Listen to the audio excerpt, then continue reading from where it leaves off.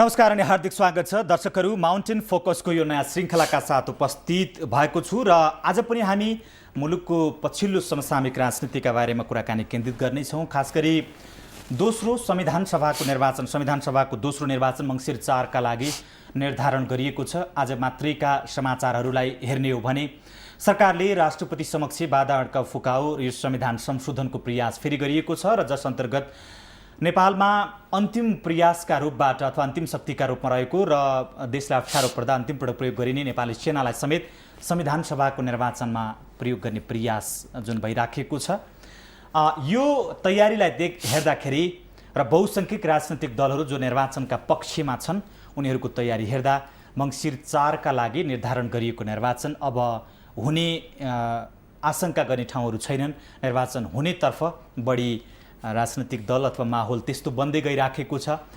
यो सिलसिलाका सन्दर्भमा हामी कुराकानी गर्नेछौँ। नेकपा एमालेका नेता रघुवीर महासेठलाई आज हामीले यो विषयमा कुराकानी गर्न स्टुडियोमा आमन्त्रण गरेका छौँ र समसामयिक राजनीतिका बारेमा केन्द्रित भएर उहाँसँग कुराकानी गर्नेछौँ। हार्दिक स्वागत छ यहाँलाई हाम्रो कार्यक्रममा। धन्यवाद। अब निर्वाचनको जुन प्रकारको एउटा चाहिँ तातो बहस सुरु भएको छ देशमा, अहिले पनि तपाईँको चाहिँ निर्वाचन हामी सबैले त हुन्छ भनेर भनिसकेका परिस्थिति छ। सरकारले सेना परिचालनको जुन सन्दर्भ आइराखेका छ नि, यो परिस्थिति ल्याउन उपयुक्त थियो र यसले भोलि परिणाम कस्तो ल्याउला? सेना परिचालन गर्नु भने त एउटा निर्वाचनका खातिर एउटा चुनौती खडा भएको छ, त्यो चुनौतीको सामना गर्न सबै गर्नु पर्यो भन्ने खालको कुरा आयो नि, होइन?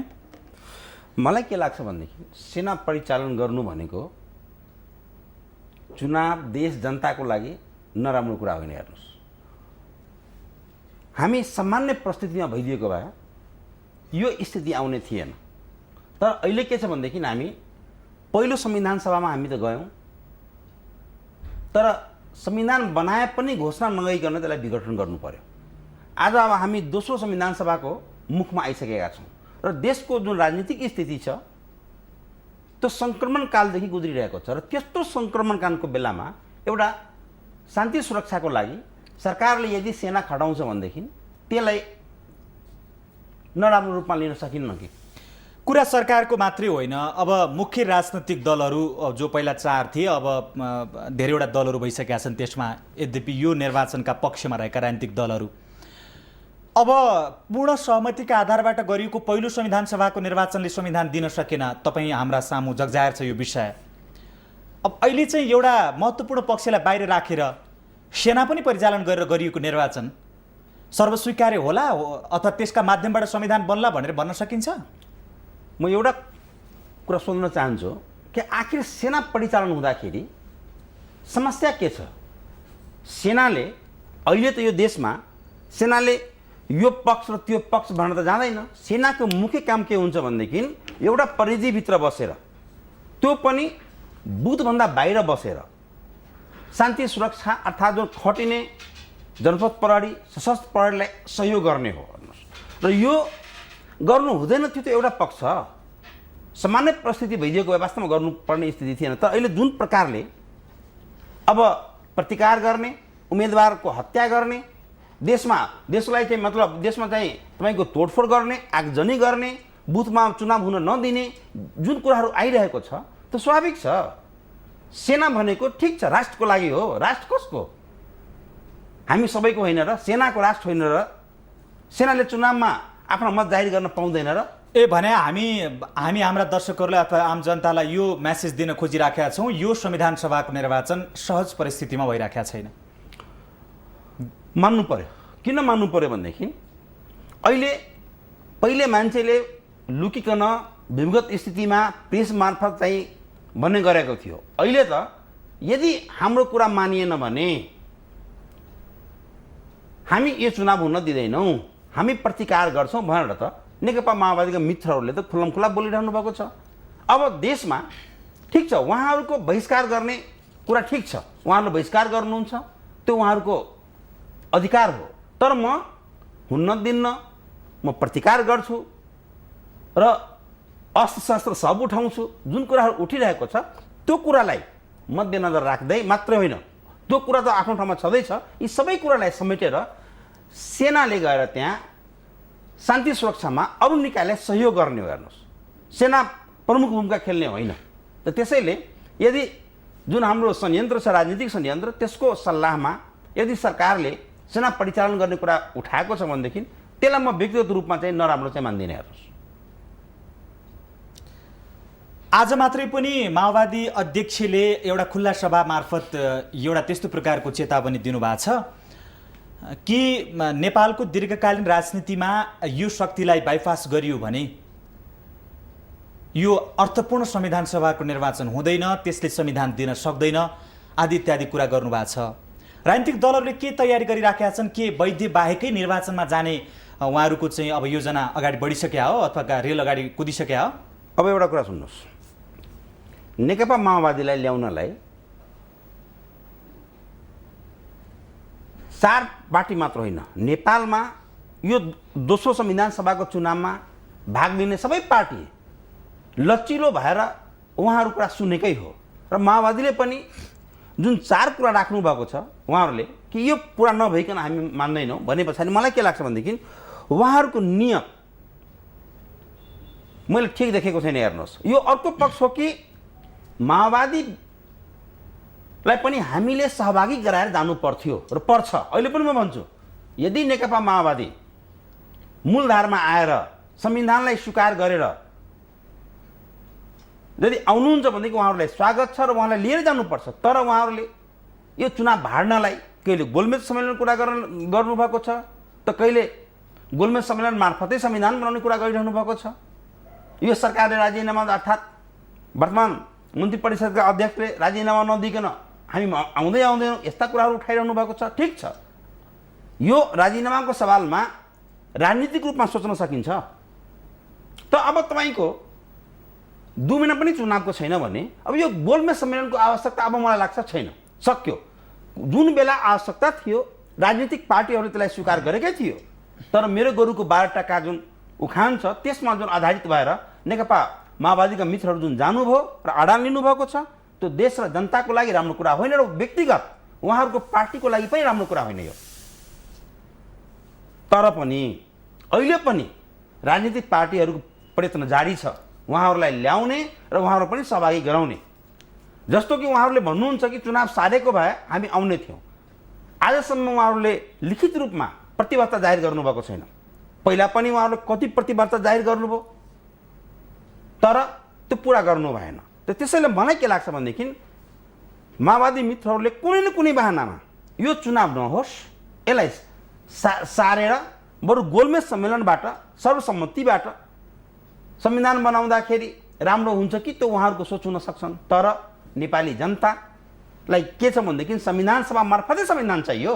गोलमेज हामीलाई न हाम्रो कुरो हिजोको आवश्यकता थियो, न आजको छ, न भोलिको छ। हो, उहाँहरूको कुरा मार्नलाई हामीले गोलमेज सम्मेलनमा एकचोटि हामीले राउन्ड टेबलमा बसेका पनि छौँ। त त्यो कारणले उहाँहरूलाई ल्याउनुपर्छ। नल्याइकन वास्तवमा अलिकति राम्रो हुन्न कि जस्तो व्यक्तिगत रूपमा मलाई पनि फिल भइरहेको छ।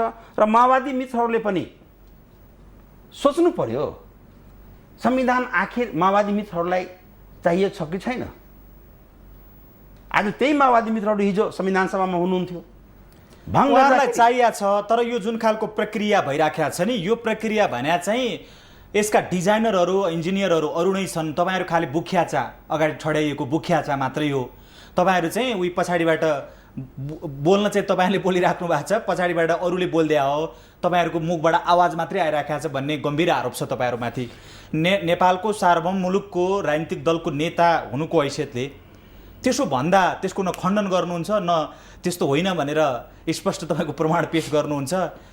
मलाई के लाग्छ जरुरी नठानेर कि सत्य कुरा यही नै हो भनेर चुप लाएर बस्या तपाईँको नेताहरू। उहाँहरूले जुन कुरा उठाउनु भएको छ, उहाँहरूले मात्रै होइन, आज धेरै बहुसङ्ख्यक नेपाली नेपालको राष्ट्रियता कमजोर बनिराखेका छ भन्ने कुरामा एकमत छन्। हेर्नुहोस्, जस्तो हरेक सवालमा यी विषयहरू उठिराखेका छन्। गौतम बुद्धको बारेमा आइरहेका गलत समाचारहरूको खण्डन गर्न नेपाल सरकार र सरकार सञ्चालन गरिरहेका छौँ भन्ने राजनीतिक दलहरू बोल्न आवश्यक ठान्दैनन्। नागरिक स्तरबाट जनस्तरबाट त्यसको विरोध हुन्छ। जब नागरिक आवाजहरू अब जनताका आवाजहरू तपाईँको चाहिँ के अरे अब खुलेआम रूपबाट भारतीय सुरक्षाकर्मी नेपालमा आएर छापा मार्छन्, तपाईँका राजनीतिक दलहरू बोल्न आवश्यक ठान्दैनन् यो विषयमा। के तपाईँको हस्तक्षेप स्वीकार गर्ने अथवा रातो कार्पेट बिछिराख्नु भएको छ, नेपालबाट मान्छेहरू पक्रेर इन्डिया लग्छ, त्यसमा तपाईँका नेताहरू बोल्दैनन्, तपाईँको पार्टी कुनै पनि बोल्दैन, यो त सर्वस्वीकार्य कुरा हो नि। तपाईँहरू चाहिँ लाज पचाएर चुप लाएर बस्नुको के अर्थ हुन्छ र यसमा? राष्ट्रियतामा हामी चुपचाप छौँ, अहिले मौन छौँ भनेर भन्नु पऱ्यो नि। एउटा कुरा तपाईँको कुरा जुन गर्नुभयो राष्ट्रियताको सवालमा, यसमा एउटा सही के छ भनेदेखि जुन प्रकारले गोलबन्द भएर पोलिटिकल पार्टीहरू जानुपर्ने थियो त्यसको मैले अभाव देखेको छु। जस्तो नेपालमा आएर जुन छापा मार्ने काम भएको छ, धरपकड गर्ने काम भएको छ, त्यो बेठिक भएको छ। र मलाई के लाग्छ भनेदेखि यसको विरोध नेकपा एमाले पनि गरेको छ, नेकपा एमालेको नेताहरूले पनि गरेको छ, हामीले पनि गरेका छौँ, बाबुरामजीले पनि गर्नुभएको छ, प्रचण्डजीले पनि गर्नुभएको छ, वैद्यजीले पनि गर्नुभएको छ। कसले विरोध गरेको छैन राष्ट्रिय सवालमा?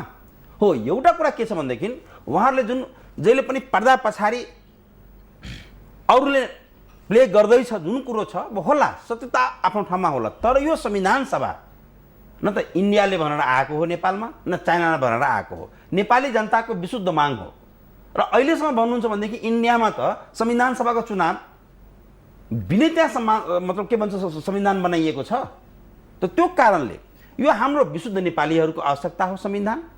यसमा होला संसारमा एउटा सिस्टम के छ भनेदेखि प्रत्येक देश आफ्नो इन्ट्रेस्टमा अरू कन्ट्रीमा प्ले गर्न खोज्छ र नेपालमा पनि भइरहेको छ। इन्डियाले मात्रै प्ले गरिरहेको छैन, यहाँ भरका मुलुकले पनि गरिरहेको छ। र इन्डियाले गर्नु स्वाभाविक पनि हो, किनभनेदेखि चाइनाले गर्नु स्वाभाविक पनि हो। तर वास्तवमा जुन प्रकारले अरूले आरोप लगाएको छ त्यो प्रकारले त मैले चाइनाले गरेको पनि देखेको छैन, इन्डियाले पनि गरेको देखेको छैन। सार्वभौम मुलुकमाथि खेल्न खोज्नु, यहाँको माइक्रो म्यानेजमेन्टमा हिजो उहाँको शब्द प्रयोग गरियो प्रचण्डजीको, मैले मेरो सकेको छैन त्यस्तो कुरामा चाहिँ स्वाभाविक हो भन्दिनँ तपाईँले? मैले एउटा कुरा के भनेको छु भनेदेखि संसारमा पहिले दुई ध्रुव थियो, अमेरिका र सोभियत सङ्घ। दुई ध्रुव हुँदाखेरि पनि नेपालमा त्यो अहिले मात्र होइन, हिजो पनि विदेशीहरूले यसलाई चाहिँ परीक्षण स्थल बनाएकै हो, खेलेकै हो, आज पनि खेलिरहेछ। तर यो खेलाउने काम कहाँबाट भइरहेको छ? तपाईँहरूबाट।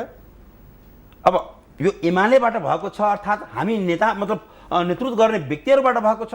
त्यो कुरामा भनौँ न त्यो होला, मैले पार्टी मात्र जिम्मेवार छैन, सबै राजनीतिक म त्यही कुरा गर्दैछु कि यो कुनै एउटा व्यक्ति र एउटा पार्टीको कुरा मात्र होइन। जसले आफ्नो स्वार्थका लागि तपाईँको चाहिँ भारतीय खुफिया एजेन्सीहरूसँग सम्झौता गर्छन्, जसले तपाईँको चाहिँ भारतीयहरूसँग चिठी लेखेर नेपालमा हाम्रो अनुकूलताको यो गर्दै भनेर भन्छन्, जसले आफ्नो सत्ता प्राप्तिका लागि भारतको दौडा गर्छन्, उनीहरूको तपाईँको चाहिँ के अरे दौडधुप गर्छन्, तपाईँको चाहिँ के अरे यस्तै यस्तै प्रक्रिया चलिराखेको छ। हेर्नु त्यो भएको हो, त्यो कुरा म स्वीकार गर्छु। किन भएको भनेदेखि घोडा चढाएर सवार गरेर राख्नु भएको छ नि दलका नेताहरू नेपालको राष्ट्रियता गम्भीर बनाउनका लागि, यो त छुपेको विषय होइन। त्यो भएको हो। यसमा नेपाली कुनै एउटा पार्टीको होइन, नेपाली समाजमा मात्र यो कुरा हामी देखेका छैनौँ, बाहिर पनि हामीले देखेका छौँ। तर खास गरिकन जुन नेपालको कन्टेस्टमा भन्ने हो भनेदेखि वास्तवमा यहाँका टप ऱ्याङ्कका पोलिटिसियनहरू इमान्दार भएन। हेर्नुहोस्, उहाँहरूमा राष्ट्रियताप्रति जुन पछिल्लो सोचाइ छ त्यो कमजोर भएकै हो।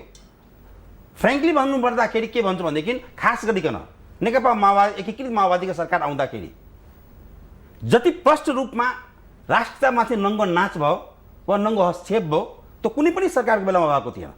त्यो भएकै हो, चाहे त्यो विभिन्न सवालमा होस्। तर त्यो कुरो कुनै व्यक्तिले गल्ती गर्दैमा हिजो प्रधानमन्त्रीजीको मैले सुने आवश्यकता अनुसार उहाँले इन्डिया मतलब चाइना के भन्छ अमेरिका युरोपियनहरूसँग हाम्रो सम्बन्ध छ भन्नुभयो। मलाई के लाग्छ भनेदेखि उहाँले त आफूलाई वक्ताको रूपमा प्रस्तुत गर्नुभयो, तर साँच्चीकै एकीकृत नेकपा माओवादी कहाँबाट सञ्चालित छ त्यो बिस्तारै बिस्तारै बिस्तारै भविष्यमा त खुलिहाल्छ नि त्यो कुरो। त त्यो कारणले वास्तवमा राष्ट्रियता कमजोर भएको हो। तर त्यो कमजोर गर्ने काम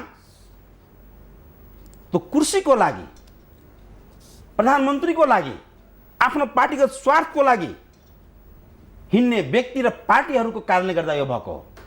र यसमा उहाँहरूले सुधार गर्नै पर्छ, हामीले सुधार गर्नै पर्छ। किनकि राष्ट्रिय वास्तवमा त्यो एमालेलाई मात्र चाहिएको छैन, माओवादीलाई मात्र चाहेको छैन, त्यो नेपाली जनताको कुरा हो यो। त्यो कारणले राष्ट्रियताको सवालमा नेकपा एमाले र हामी झुक्दैनौँ, वास्तवमा गल्ती भएको हो। यस्ता विकृति सोच सबै होइन, अब पार्टी सत्य कुरा गर्नका लागि, देशको हितका सन्दर्भमा कुरा गर्नका लागि अरूको साथ अथवा सबैले चासो दिनैपर्छ भन्ने छैन नि। जे सत्य कुरा हो, जसमा देशको हित हुन्छ, जसको देशको हित गर्छु भनेर लागेका राजनीतिक दलहरू एक्लै भए पनि लाग्नु पऱ्यो नि। जस्तो हाम्रो चित्रबहादुर केसीजी संघीयताले देश टुक्रिन्छ भनेर एक्लै भयो भने कुदिराख्नु भएको छ। मुद्दा उठाउनु तपाईँलाई चाहिँ अरूलाई चाहिएको छैन, हामीलाई मात्रै, हामी किन टाउको दुखाउने भने जस्तो किन गर्नुभयो?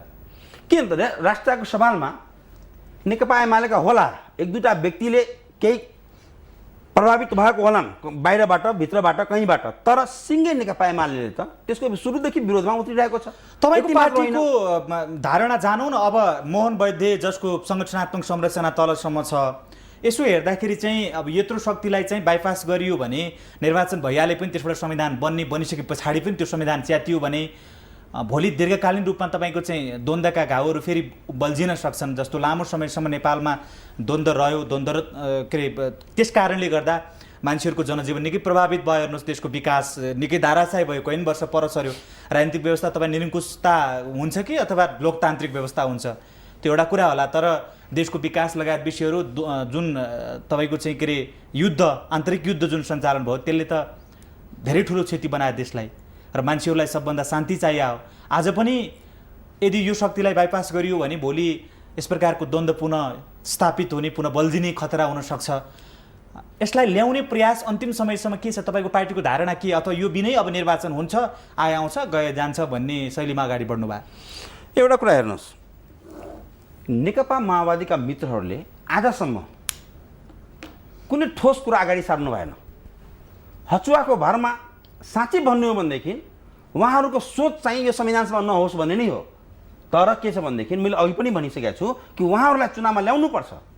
उहाँहरूलाई सम्मिलित नगराएर गर्दाखेरि स्वाभाविक छ। त अँध्यारोमा तिरान्ने काम हो नि। उहाँहरूले त स्पष्ट माग अगाडि सार्नु भएको छ। पहिला 17 कति बुद्धि राख्नु भएको थियो, घटाएर 11 सम्म पुग्नु भएको छ। त्यसका बारेमा छलफलै नगर्ने इमान्दारिताका तरिकाले उहाँहरू संविधान सभाको निर्वाचनै चाहनुहुन्न भनेर पहिले तपाईँ मनगढन्ती कुरा गर्ने? एउटा कुरा सुन्नुहोस्, उहाँहरूलाई हामीले छलफलको लागि एकचोटि बोलाइसकेका छौँ। उहाँहरू पनि तयार भइरहनु भएको छ, तर उहाँहरूले राखेको आडान छोडिरहनु भएको छैन। के अहिले 2 महिना भित्रमा छलफलमा आउँदाखेरि पहिले कुरा सबै छोडेर आउने भने के को छलफल त? सहमति चाहिँ छलफलमा आउनुभन्दा पहिले भइसक्यो। त्यसो भए आफ्नो अडानसहित आउने नि छलफलमा। अनि त्यो छलफल हुँदै गर्दा कति छोड्ने कति लैजाने, अडान छोड्ने कुरा त त्यो छलफलको राउन्ड टेबलमा अथवा वार्ताको कुरामा होला नि।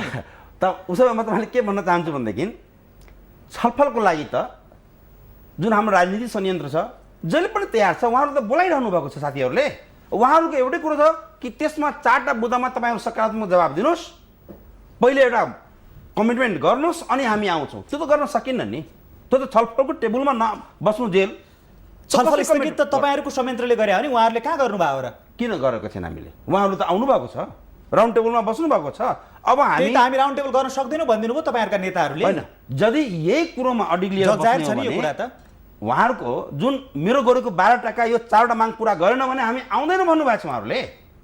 छलफल गरेर हामी तयार छौँ। कि त उहाँहरूले के भन्नु पर्यो भनेदेखि छलफल क्रममा हामी तलमाथि गर्छौँ, कुरा हामी आफ्नो राख्छौँ, तर उहाँहरूको पहिले नै 4 बुँदामा कमिटमेन्ट गर्न त राजनीतिक षड्यन्त्र त सक्दैन नि। कि उहाँहरूको अधिकार कुरा पनि त होइन नि सबै कुरो।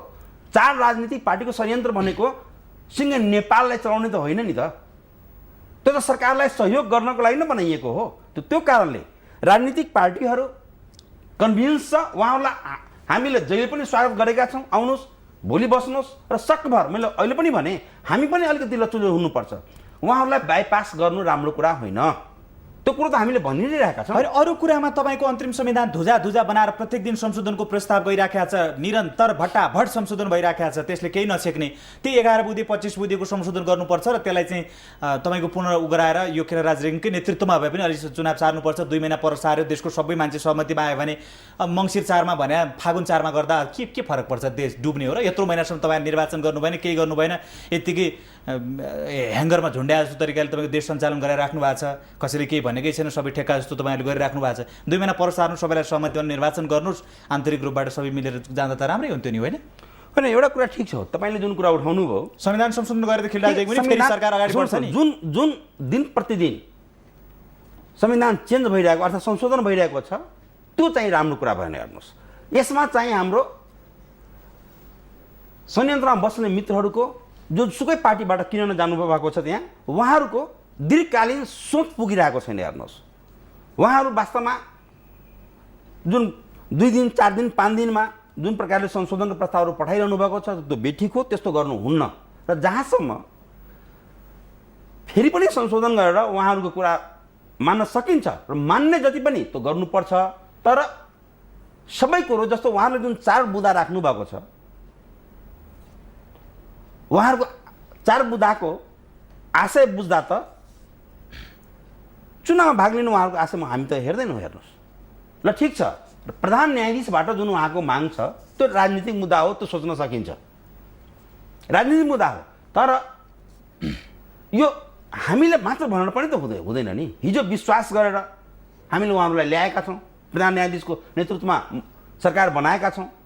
फेरि पनि अब 2 महिना पछि उहाँ फर्किनु पर्नेमा ल तपाईँ राजीनामा दिनुहोस् भनेपछि त उहाँ के गर्नुहुन्छ त? उहाँले प्रधानमन्त्रीबाट राजीनामा दिनुहुन्छ, अर्थात् अध्यक्ष पदबाट राजीनामा दिनुहुन्छ, प्रधान न्यायाधीशबाट दिनुहुन्न। त त्यो कारण यहाँ धेरै यस्ता समस्याहरू छन्।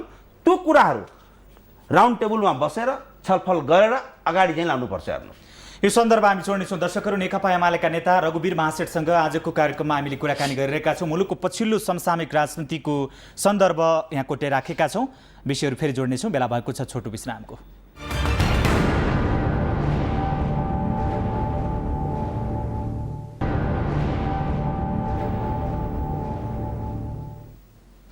विश्रामपछि पुनः हार्दिक स्वागत छ। हामी माउन्टेन फोकसमा छौँ र माउन्टेन फोकसको आजको यो श्रृङ्खलामा नेकपा एमालेका नेता रघुवीर महासेठसँग मुलुकको पछिल्लो राजनीतिमा केन्द्रित भएर कुराकानी गरिरहेका छौँ। हार्दिक स्वागत छ यहाँलाई पुनः। धन्यवाद। र खास गरी अब तपाईँ मधेसबाट प्रतिनिधित्व गर्नुहुन्छ। अहिले मधेसको नेपालको राजनीतिमा निकै चर्चा छ, तातो बहस छ। सबै विशेष त त्यसमा पनि जनकपुर धनुषा माओवादीका अध्यक्ष पुष्पकमल दाहाल त्यहीँबाट चुनाव लड्ने कुरो छ। अब तपाईँको पार्टीका अध्यक्ष पनि लड्ने भनिराख्नु भएको छ। मधेसमा चाहिँ ठुलै हामी चाहिँ एकदम चाहिँ अब अहिले होइन सबै सोर्याएर चाहिँ मतहरू ल्याउँछु भनेर माओवादी अध्यक्षले भनिराख्नु भएको छ। तपाईँ स्वयं धनुषाको हुनुहुन्छ, यस अगाडि निर्वाचन जित्नु पनि भयो। तपाईँले कसरी त्यो सामना गर्नुहुन्छ? उहाँहरूलाई तपाईँको पार्टीले कसरी सामना गर्छ? हेर्नुहोस्, बढाइदिन्छ क्या तपाईँहरूलाई सबै त्यो माओवादीले चाहिँ? यो मधेस कस्तो ठाउँ हो भने नेपालका जति शीर्ष नेताहरू छन्, नेपाली काङ्ग्रेसका सभापति सुशीलजी, नेकपा एमालेका वरिष्ठ नेता माधव कुमार नेपालजी, कमरेड केपी ओलीजी, कमरेड वामदेव गौतम, त्यस्तै उपेन्द्र यादव, विजय गजदार, उहाँहरू जित्ने र हिजोदेखि लड्दै आएको ठाउँ मधेस नै हो। हेर्नुहोस्, र मलाई के लाग्छ भनेदेखि हाम्रो पुष्पकमल दाहालजी अर्थात् प्रचण्डजी जो एकीकृत नेकपा माओवादीको अहिले अध्यक्ष पनि हुनुहुन्छ, हिजो पनि हुनुहुन्थ्यो, उहाँ पनि मधेसबाट म चुनाव लड्छु भनेपछि मैले उसँग कुनै खास विशेषता देखेको छैन। हेर्नुहोस्, उहाँ चितवनबाट लड्छु भन्ने त धेरैचोटि उठाइसक्नु भएको थियो। अहिले नयाँ कुरा कि त म धनुषाबाट लड्छु कि त सिराहाबाट लड्छु। उहाँको यो घोषणाप्रति हामी कुनै नयाँ चिज आएको जस्तो हामीलाई चाहिँ लागेको छैन। हेर्नुहोस्, हामी यसलाई सामान्य रूपमा लिएका छौँ र म विश्वस्त के छु भनेदेखि उहाँ धनुषाबाट लडे पनि, सिराहाबाट लडे पनि, बाडाबाट लडे पनि उहाँहरूको जो विगतको क्रियाकलाप छ त्यो देखेर नेपाली जनताले उहाँहरूलाई त्यहाँबाट चाहिँ धुलो चटाएर पठाउँछ। हेर्नुहोस्, ठिक छ, लड्ने म भोलि भनिदिउँला म हुम्लाबाट लड्छु, जुम्लाबाट लड्छु, म त पाउँछु, नेपालको संविधानले दिएको अधिकार हो त्यो। त्यसलाई प्रचण्डजीले जुन घोषणा गर्नुभएको छ, अब मैले सुनेको बाबुरामजी पनि जाँदै हुनुहुन्छ रूपन्देही लड्नलाई, नारायण काजीजी उपाध्यक्ष जो भूपू उपाध्यक्ष भनौँ उहाँ भाडामा जाने कुराहरू छ। त्यो जानु भनेको नराम्रो कुरा होइन। हाम्रो पार्टी अध्यक्ष पनि सिन्धुली र धनुषाबाट कुरा उठिरहेको छ, यद्यपि अहिले हाम्रो पार्टीले निर्णय गरिसकेको छैन। त लड्ने कुरा आफ्नो ठाउँमा छँदैछन्। तर मलाई के लाग्छ भनेदेखि कि लिडरसिप खास गरेर जुन एमालेका लिडरहरू त प्रायः मधेसबाट नै जित्दै आएको छ। हेर्नुहोस्, अहिले हाम्रो पार्टी अध्यक्षको पनि धेरै ठाउँ त मधेससँग टाँसेकै छ। त त्यो कारणले उहाँ मधेसबाट लड्छु भनेपछि कुनै त्यहाँ खैलाबैला मत छ, मधेसमा एकदमै उहाँहरूको अनुकूल हुन्छ, त्यो चाहिँ मैले देखेको छैन। तर स्वयं रघुवीर महासेठलाई त एउटा चुनौती हो नि, किनभने अब एमाले भित्र त अलि मधेसमा अलि जल्दो बल्दो अलिकति जिम्मा पाएको नेता भने तपाईँ नै हुनुहुन्छ, अर्को एकजना थियो तपाईँकै कारणले बढारिएको भन्ने चर्चा पनि व्यापक छ। उहाँ अहिले माओवादीमा गएर त्यही प्रचण्डलाई त्यतातिर लिएर तपाईँको सेकी झार्ने प्रयासमा हुनुहुन्छ। तपाईँको पार्टीको तर्फबाट मधेसमा के खालको तयारी छ? मधेसीबाट प्रतिनिधित्व गर्ने नेताहरूमध्ये वरिष्ठतम नेता तपाईँ भएको हैसियतले तपाईँसँग म यो जान्न चाहेको, र तपाईँका कारणले धेरै नेता कार्यकर्ताहरू चाहिँ पार्टी छोडेर पलायन पनि भइराखेका छन् भन्ने पनि आइराखेको छ। आफ्नै नेताहरूलाई बस्न नदिने तपाईँ चाहिँ पार्टी सिङ्गो पार्टीलाई कसरी चाहिँ बचाउनुहुन्छ त्यहाँ चाहिँ? अब हेर्नुहोस्, मेरो कारणले रामचन्द्रजीहरू छोडेर जानुभयो, त्यसमा सत्यता होइन। हेर्नुहोस्, भने चाहिँ के आरोप, म यो थप तपाईँले आरोप के अरे भनिएका आरोपहरू लगाउँ कि उहाँहरूले के भन्ने गर्नुभएको छ भने पार्टीभित्र तपाईँको तीव्र के आलोचना हो, तपाईँ स्रोत साधनको निकै परिचालन गर्न सक्नुहुन्छ, त्यसका आधारमा उच्च राजनीतिक नेतृत्वलाई पुरै प्रभावमा पार्न सक्नुहुन्छ। सबै नेताहरूसँग तपाईँ त्यत्तिकै प्रभाव पार्ने भएको हुनाले बाँकी नेताहरूलाई चाहिँ त्यो अवसरबाट अथवा सबै अवसर तपाईँले मात्रै प्राप्त गर्ने भएपछि बाँकी मान्छेहरू चाहिँ कि तपाईँलाई स्वीकार्नु पऱ्यो, तपाईँलाई मान्नु पऱ्यो, नभए छोडेर हिँड्नु पऱ्यो, त्योभन्दा अर्को विकल्प भएन। त्यही भएर तपाईँका कारणले गर्दा मूलभूत रूपमा चाहिँ पार्टी कमजोर भइराखेको छ भन्ने आरोप चाहिँ छ है तपाईँका पार्टीभित्र पनि यस्ता कुरा चर्चा चल्छ। के छ भनेदेखि पार्टीभित्र मात्र होइन, त्यस्तो बाहिर पनि चलेको होलान्, तर त्यसमा कुनै पनि प्रकारको सत्यता छैन। हेर्नुहोस्, किन छैन भनेदेखि रघुवीर महासेठ बहुदल आएपछि नेकपा एमालेमा आएको होइन। म माले हुँदैखेरि, मालेको गठन हुँदैखेरि कोके कालदेखि म यो पार्टीसँग जोडेको मान्छे हो। कोके कालदेखि जतिखेर माले पनि बनिसकेको थिएन, कमरेड माधव कुमार नेपाल जलेश्वर जेलमा हुनुहुन्थ्यो, 2033 सालमा मैले पार्टीमा इन्टर गरेको हो। त्यो कारणले मेरो जनता बिचमा जुन मेरो एउटा लोकप्रियता छ, जुन प्रकारले म डिभोटेड भएर काम गर्दैछु, त मेरा पार्टीभित्रका विरोधी चाहे बाहिरका विरोधीहरूलाई पच्दैन कुरा। हेर्नुहोस्, र जहाँसम्म नेताहरूलाई प्रभावमा पार्ने कुरा छ त्यो पनि सत्यता छैन। मेरो एउटा स्वभाव छ, हेर्नुहोस्, म राम्रो चिजलाई राम्रो भन्छु, नराम्रो चिजलाई नराम्रो भन्छु। हेर्नुहोस्, म आफ्नो नेताहरूलाई पनि ठाडे आलोचना गर्छु। किन गर्छु भनेदेखि ताकि हाम्रो नेताहरू त्यो आलोचनाबाट सिकेर सप्रेर जनताको बिचमा जाउँ। किन भन्दैछु भनेदेखि स्वाभाविक छ, नेपालको पोलिटिक्समा अहिले जुन नेतृत्वहरूको जुन वर्ग रूपान्तर भएको छ त्यो नेपाली जनतालाई पचिरहेको छैन। हेर्नुहोस्, चाहे त्यो एमालेभित्र होस् चाहे काङ्ग्रेस वर्ग रूपान्तरण त ठिकै हो नि, नेताहरूको मात्रै हुनु भएन, जनताको पनि हुनु पर्यो। त्यो एउटा प्रश्न हो। नेताहरू जहिले झोला बोकेर हिँड्नुपर्छ भन्ने त होइन नि फेरि। म आउँदैछु त्यसमा, तर जनताको पनि सँगसँगै हुनु पर्यो। म त्यसमा आउँदैछु। मैले के भन्नु खोजेको भनेदेखि त्यो जुन प्रकारले 81 भयो, हिजो नाङ्गै खुट्टा जङ्गलमा बन्दुक चलाउने माओवादी मित्रहरूको आजको स्थिति के छ?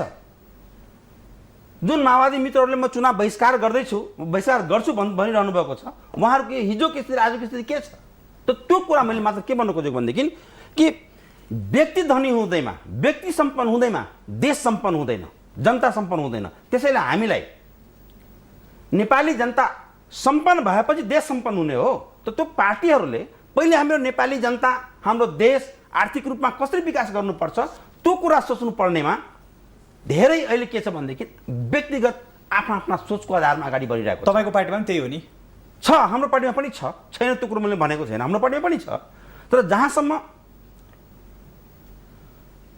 मधेसमा जुन भन्नुभयो कि रामचन्द्र झाजी जानुभयो, उहाँ अब रामचन्द्र झाको म नाम लिन पनि चाहन्न। हेर्नुहोस्, उहाँ जानुभयो, उहाँलाई माओवादीभित्र स्वागत गरिएको छ। म चाहन्छु कम्तीमा उहाँ त्यहाँ बसेर राम्रै काम गर्नुहोस्। तर उहाँको जुन आकाङ्क्षा छ त्यहाँ पनि उहाँ कति दिन बस्नुहुन्छ त्यो भविष्यले देखाउँछ। तर पनि जुन कुरो तपाईँले उठाउनुभयो कि मधेसमा तपाईँहरूको तयारी के छ, म के भन्छु भनेदेखि हिजो मधेसमा हामी तयारी नभएको स्थितिमा, प्रतिकूल भएको स्थितिमा पनि सबभन्दा बढी सिट हामीले मधेसबाट दिएका छौँ। जनकपुर अञ्चलले नै 6वटा सिट दिएको छ। त्यो स्थितिमा अब हामी वास्तवमा हाम्रो पार्टी नेतृत्वसँग गल्ती भएको हो। जुन प्रकारले हिजो हामी मधेसलाई हेर्नु पर्थ्यो, हाम्रो नेतृत्वले हेरेन। आज पनि उहाँहरूको दृष्टि पुगिरहेको छैन त्यहाँ। हामी घचघचाइरहेका छौँ कि यदि हामीलाई यो देशको 1 नम्बर पार्टी बनाउनु छ भनेदेखि मधेसप्रतिको सोच हामीले चेन्ज गर्नुपर्छ। र त्यो हिसाबले विद्यमान सोचभन्दा कस्तो सोच फरक बनाउने भने फरक बनाउने के हो भनेदेखि त्यहाँको विकासको लागि, त्यहाँ जनचेतनाको लागि, शिक्षाको लागि राष्ट्रले, सरकारले के गर्नुपर्छ, जति गर्नुपर्छ अहिलेसम्म भएको छैन।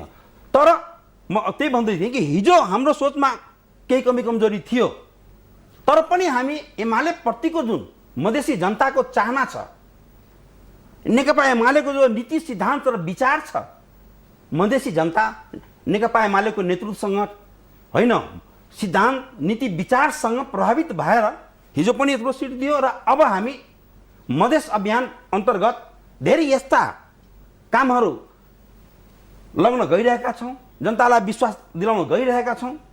त्यो हिसाब जब हामी जान्छौँ घोषणापत्र मार्फत स्वाभाविक छ यसपालि हाम्रो आन्तरिक तयारी पनि हामीले गरेका छौँ कि जसरी पनि हुन्छ मधेसमा नेकपा एमाले एक नम्बर पार्टी भएर आउनु पर्यो। पहाडमा पनि छँदैछ, हिमालमा पनि छँदैछ।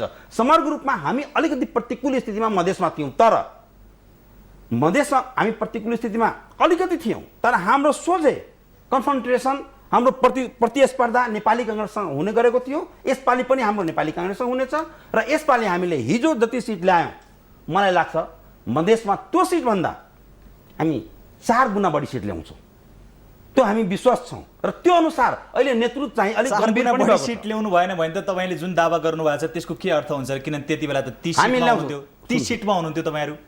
4 गुणा बढी ल्याउनु भएन भने त अब पहिलो पार्टी हुन्छु यो हुन्छु भन्ने के? अब यहाँ कुरा सुन्नुहोस्, हामी नेतृत्वको यही स्टाइल अहिलेको स्टाइलमा जाने हो भने हामी पहिलो पार्टी बन्न अलिकति हामीलाई गाह्रो हुन्छ।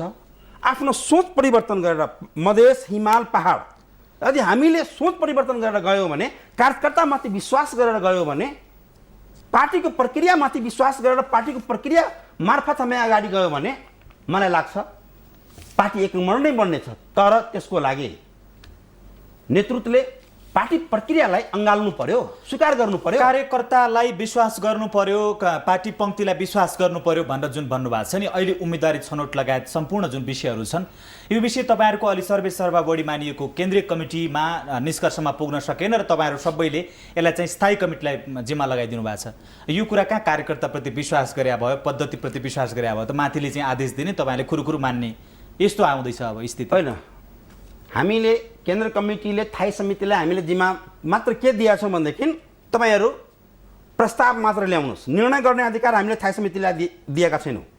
अहिले उहाँहरू प्रस्ताव बनाउनुमा व्यस्त हुनुहुन्छ। त्यसमा थपडी बजाउने त हो नि केन्द्रीय कमिटीले, अरू के गर्छ र? कदाचित होइन त्यो कुरा। हेर्नुहोस्, थपडी बढाउने कामको लागि केन्द्र कमिटी किन बस्नुपर्छ? दर्ताका लागि तपाईँको करिब 1.5 हप्ता 2 हप्ता मात्रै बाँकी छ हामीसँग। अब यो समय सर्दाखेरि पनि सुन्नुहोस्, मलाई के लाग्छ भनेदेखि भोलि पर्सिसम्म प्रस्ताव बनाउने काम सकिसकेपछि 11, 12, 13 गतेभित्र हामी बस्छौँ केन्द्र कमिटी। मतलब हामी बस्छौँ भन्नाले अहिले नेतृत्वले अर्थात् पार्टी अध्यक्ष र महासचिवजीहरूले सायद त्यही सोच बनाइरहनु भयो होला। हामी 14 गतेभित्र 15 गतेभित्र हामी डिक्लेयर गर्छौँ र त्यो अनुसार अब मात्र केन्द्र कमिटीले निर्णय गर्छ, थाई समितिले गर्न पाउँदैन त्यो निर्णय। हेर्नुहोस्, र मैले मात्र के भनेछु भनेदेखि पार्टी प्रक्रिया जुन तपाईँले भन्नुभयो, पार्टी प्रक्रिया मार्फत गइसकेपछि यदि त्यही प्रस्तावमा आउँछ भने सबैले ताली बजाएर पठाइदिने हो। हेर्नुहोस्, किनकि प्रक्रियाबाट आएको चिजलाई तपाईँ रोक्न पाउनुहुन्न। तर कुनै नेताहरूले खल्तीबाट चिट जिक्दै गुटगत आधारमा अगाडि बढ्ने हो भनेदेखि त्यसको प्रतिकार गरिन्छ। त्यो म पनि गर्छु, हाम्रा कार्यकर्ताले पनि गर्छ र सिङ्गै केन्द्र कमिटीले गर्छ। हेर्नुहोस्, तपाईँको यो अभिव्यक्तिले प्रश्न हुन्छ तपाईँको चाहिँ के अरे पार्टीभित्र पनि व्यापक गुटबन्दी छ र त्यस कारणले सहजै मिल्ने अवस्था छैन। त्यो हाम्रो पार्टीभित्र मात्र होइन, अरू पार्टीको छोडिदिनु। अहिले तपाईँ एमालेको नेता हुनुहुन्छ त त्यो जान्न खोजे। हाम्रो पार्टीभित्र गुटबन्दी चाहिँ छैन। एउटा खालि के छ भनेदेखि गुटबन्दी भएको भए त आज हामी नम्बर 1 मा जाने सोच्न सक्ने थिएन। एउटा कुरा के छ भनेदेखि होइन, सोच राख्न त जसले पनि पायो नि। अब नेतृत्व छ नि तपाईँको समस्या छ। नेतृत्व जो छ हाम्रो केन्द्र कमिटीले हिजो हामी म्यान्डेट के दिएको भनेदेखि पार्टी प्रक्रियाबाट आएको नाममा तलमाथि गर्नु भएन र तपाईँहरूले फुत्त खल्तीबाट नाम निकाल्नु भएन। त्यो हाम्रो केन्द्र कमिटीको सुझाव छ, सल्लाह छ। यदि त्यो प्रक्रियाभन्दा बाहिर उहाँहरू ल्याउनु भएको छ भनेदेखि केन्द्र कमिटीले त्यसलाई पुरै रिजेक्ट गर्छ। हेर्नुहोस्, र त्यस कारणले यो गुटबन्दी भएको भए रिजेक्ट गर्न गाह्रो हुन्थ्यो। गुटबन्दी नभएको हुनाले रिजेक्ट गर्न सबैले ताली बजाएर रिजेक्ट, लौ तपाईँहरू ल्याएको त हुन्न, यसरी गर्नुहोस् भनेर हामीले सल्लाह दिने हो। हेर्नुहोस्, र अब अन्तिमतिर तपाईँसँग कुराकानी गरौँ कि चुनावको पूर्व सन्ध्यामा चाहिँ घोषणापत्र कस्तो ल्याउँछ तपाईँको पार्टीले? जस्तो विवादित मुद्दाहरू पहिलेको संविधान सभामा पनि थिए, हेर्नुहोस् संविधान सभाको राज्यको पुनर्संरचना लगायतका विषयहरूमा कस्ता प्रकारका चाहिँ सङ्घको प्रस्ताव तपाईँको पार्टीले गर्छ? के हुन्छ मधेसकै कुराहरू, मधेसमा के गर्छ? अब एउटा कुरा सुन्नुहोस्, स्वाभाविक छ हिजो पनि संविधान सभामा एउटै मुद्दा थियो संहिताको सवालमा, जसको कारणले संविधान सभा विघटन गर्नु परेको थियो। हेर्नुहोस् बाहिर त्यही आयो, अब भित्र के थियो खै? यसपालि नेकपा एमालेको हिजोको अडान जुन बढीमा 7 त्यो अहिले पनि यथावत छ। मधेसमा 2 कि 3 त्यो अहिले केन्द्र कमिटीले त बनिसकेको छैन। अब यस बारेमा आउने घोषणापत्रमा हामीले केन्द्र कमिटीमा त्यसलाई पास गरेर त्यसलाई पारित गर्छौँ। सकभर जति कम राज्य बनाउने तयारीमा हामी गइरहेका छौँ र यसपालि नेकपा एमाले जनताको बिचमा जाँदाखेरि घोषणा पत्र मार्फत संहिताको सवालमा क्लियर भएर जानेछ। हेर्नुहोस्, र मलाई के लाग्छ भनेदेखि नेकपा एमालेको सोच र नेपाली काङ्ग्रेसको सोच मिल्न जानेछ। हेर्नुहोस् भोलिको दिनमा, किनकि हाम्रो सोच जे छ त्यही म नेपाली काङ्ग्रेसको सोच पनि देखिरहेको छु कि बढी राजमा जानुहुन्न, जातीय राजमा जानुहुन्न। तर यो पनि क्लियर छ, नेकपा एमाले एक मधेस एक प्रदेश कुरा सोझै रिजेक्ट गर्छौँ। हामी मान्दैनौँ त्यो कुरो। यति मात्र होइन, जुन 14 राज्यको कुरा छ, 12 राज्यको कुरा छ, त्यो कुरा पनि हामी स्वीकार गर्दैनौँ। एकल जातीय राज्यको कुरो छ, त्यो पनि हामी स्वीकार गर्दैनौँ र यसमा नेपाली काङ्ग्रेसको पनि सहमति हुन्छ। र भोलि म पूर्ण विश्वास के छु भनेदेखि त्यसको नजिकमै अहिले एकीकृत नेकपा माओवादी नेतृत्व पनि एमाले र काङ्ग्रेसकै सोचको आधारमा हामी नजिक आइसकेका छौँ। हेर्नुहोस्, संहिताको सवालमा अब विवाद धेरै होलान् जस्तो मलाई चाहिँ लागेको छैन। यद्यपि हिजो उहाँहरूलाई जनयुद्ध कालमा जनजातिलाई उहाँले विभिन्न प्रलोभन दिनुभएको थियो, आशा देखाउनु भएको थियो। मधेसमा उहाँहरूले विभिन्न आशा र विश्वास दिलाउनु भएको थियो। यी सबै कुरा नभएको भए उहाँको लागि प्रतिकूल हुन्थ्यो। तर पनि यो बिचको पिरियडमा नेपाली जनताले उहाँहरूको आशय बुझ्न सकिसकेको, मतलब आशय बुझिसकिसकेको छ।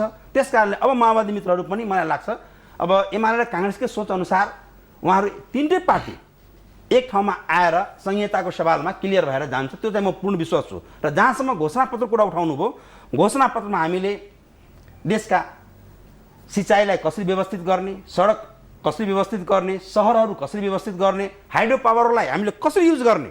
यदि वास्तवमा नेपालमा हामीले हाइड्रो पावरलाई मात्रै युज गर्ने हो भने पनि यो देशमा त्यो हाइड्रो पावरको आम्दानीले यो देश भोलि कहाँबाट कहाँ अगाडि जान्छन्। हाम्रो जुन लाखौँ लाख युवाहरू बाहिर गइरहेको छ त्यो पनि स्थिति आउँदैन। यहाँ हाइड्रो पावरको आम्दानी बनाए कि बिक्री गर्ने? बिक्री त गर्नै पर्छ नि। हामीले उत्पादन गर्ने हो भने पनि बिक्री गर्नु पर्यो। विदेशीलाई हामीले आफ्नो शर्त अनुकूल बनाउन दिए पनि आखिर त हामी त पाउँछौँ। आज हाइड्रो पावरले हेर्नुहोस् भुटान कहाँबाट कहाँ गइसक्यो। होइन, बिक्री गर्ने भन्दा पनि जस्तो अब हाइड्रो पावर उत्पादन गरेर यो विषयभन्दा अलिक फरक प्रसङ्ग तपाईँसँग जोडिहाले अन्तिममा, जस्तो राजनीतिक नेताहरूमा यो खालको विचार आउनु अथवा यो खालको भिजन हुनु पनि जरुरी छ, किनभने देश विकासको जिम्मा उनीहरूले लिने गरेका छन्। बिक्री गर्ने चाहिँ एउटा पक्ष भयो, तर हाइड्रो पावर नेपालमा उत्पादन भएर विश्वभरिका उद्योग धन्दाहरू नेपालमा सस्तो रूपबाट सञ्चालन, विद्युतीय माध्यमबाट के अरे पावर यहाँ कन्जम्सन हुने हो भने उद्योग धन्दा धेरै बनाएर रोजगारी त त्यसरी पो सिर्जना गर्न सकिएला त, खालि यति पावर उति पावर बेचेर मात्रै त हुँदैन। होइन, मैले भन्न खोजेको कुरा के हो भनेदेखि पावर युज के को लागि? त्यो विकास कामको लागि। उद्योग धन्दा कल कारखाना, उद्योग धन्दा कल कारखाना, तपाईँको सहरीकरण के भन्छ त्यो विद्युतीकरण, विश्वभरिको सरल र नेपाल हाइड्रो पावरमा संसारको तेस्रो मुलुकको रूपमा चिनिन्छ। हेर्नुहोस्, यति नेपालमा हाइड्रो पावर छ, 83,000 भने पनि 1 लाखभन्दा बढी छ हामीसँग। हेर्नुहोस्, यदि एउटा सानो यो त्यो मध्ये एउटा मात्रै हामीले कर्णाली चिसापानी युज गर्ने हो भने हाम्रो लाखौँ रोजगारी त्यहाँ सिर्जना हुन्छ। 15-16 हजार मेगावाट एउटै प्रोजेक्टबाट आउँछ। त्यसको बिक्रीबाट एउटा राजस्व बढ्छ, रोजगारीको सिर्जना हुन्छ, विकास हुन्छ। त त्यो कारणले वास्तवमा हामी यो कुराहरू पनि यसको आउने घोषणा मार्फत चाहिँ जनतालाई विश्वास दिलाउन हामी गइरहेका छौँ। र यदि नेकपा एमालेको बहुमतको सरकार भयो भने मैले जति कुरा भनेको छु हामी यसलाई पुरा गर्न चाहिँ लाग्छौँ। र यदि यो गठबन्धनको सरकार भए पनि हामी आफ्नो घोषणा पत्रमा उठाएका कुराहरू त्यो निरन्तर चाहिँ उठाइरहन्छौँ। हेर्नु, हस्, हाम्रो कार्यक्रममा सहभागिता जनाउनुभयो, समय दिनुभयो, महत्त्वपूर्ण विचारहरू राख्नुभयो, हार्दिक धन्यवाद छ यहाँलाई। तपाईँहरूलाई पनि धन्यवाद। हस् दर्शकहरू, उहाँ हुनुहुन्थ्यो नेकपा एमालेका नेता रघुवीर महासेठ, जोसँग आजको माउन्टेन फोकसको श्रृङ्खलामा केन्द्रित भएर कुराकानी गऱ्यौँ। भोलि नयाँ विषय र पात्रहरूका साथ यो कार्यक्रममा पुनः उपस्थित हुनेछौँ। आजका लागि यो कार्यक्रमबाट हामी सबैलाई बिदा दिनुहोस्। बाँकी प्रस्तुतिहरूका लागि माउन्टेन टेलिभिजन हेर्दै गर्नुहोला। नमस्ते।